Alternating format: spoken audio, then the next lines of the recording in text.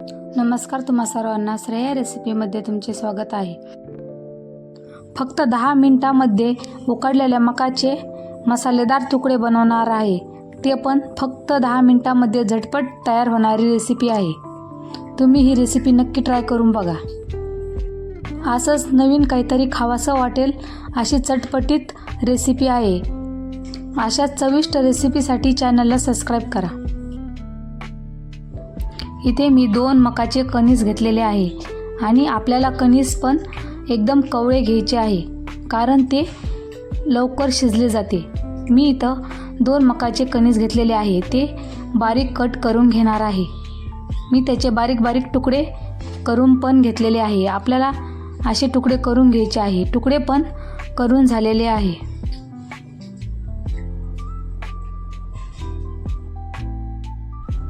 आता मी इथे कुकर घेतलेला आहे। त्या कुकरमध्ये पाणी टाकून घेतलेलं आहे। त्या कुकरमध्ये आता एक एक तुकडे करून सर्व तुकडे आपल्याला त्या पाण्यामध्ये टाकून घ्यायचे आहे।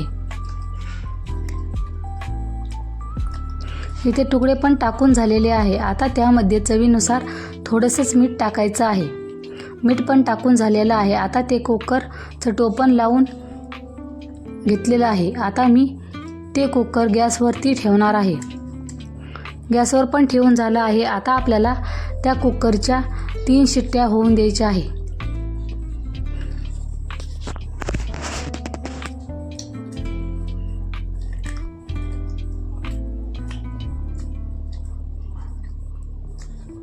तीन शिट्ट्या पण झालेल्या आहे। आता आपले मकाचे कणसाचे तुकडे पण व्यवस्थित शिजलेले आहे। आता आपण तोपर्यंत चाट मसाला तयार करून घेऊ।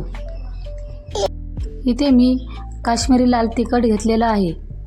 चवीनुसार मीठ पण घेतलेलं आहे। आता ते व्यवस्थित मिक्स करून घ्यायचं आहे। ते व्यवस्थित मिक्स पण करून झालेलं आहे। आता त्यामध्ये आपल्याला थोडंसं तेल पण ॲड करायचं आहे। मी इथे तेल पण ॲड करून घेतलेलं आहे। आता ते पण तेल ॲड केलेलं आहे, तर ते पण व्यवस्थित मिक्स करून घ्यायचं आहे।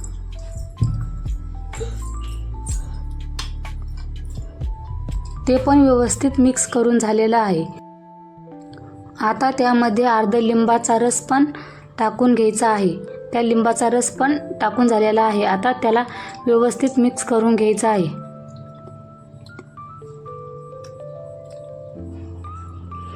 ते पण व्यवस्थित मिक्स झालेलं आहे। आता त्यामध्ये नॉर्मल पाणी टाकून ते व्यवस्थित मिक्स करून घ्यायचं आहे। ते पण व्यवस्थित मिक्स झालेलं आहे। आता कुकरची वाफ काढून घेऊ। कुकरची पण वाफ काढून झालेली आहे। आता आपण ते टोपण काढून घेऊन त्यामधले मकाचे कणस शिजलेले आहे। आता आपण ते शिजलेले मकाचे कणीस बाहेर काढून घेऊ। सर्व कणसाचे तुकडे एक एक करून प्लेटमध्ये काढून घ्यायचे आहे।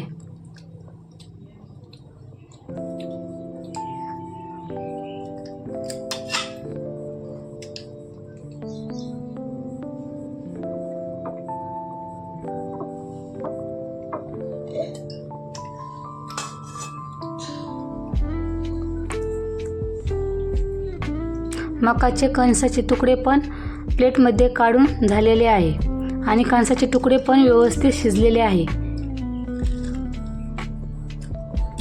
आता त्यावरती आपल्याला तो तिखट चाट तयार केलेला तो चाट हाताने व्यवस्थित लावून घ्यायचा आहे। सर्व मकाच्या कणसाच्या तुकड्याला व्यवस्थित लावून घ्यायचा आहे।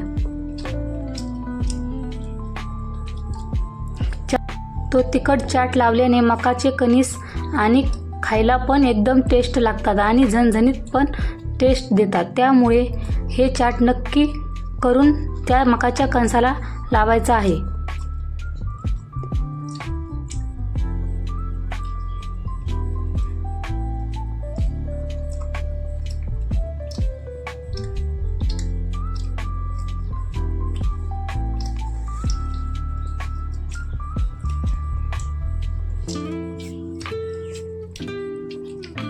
मकाच्या कणसाला पण तो चाट लावून झालेला आहे।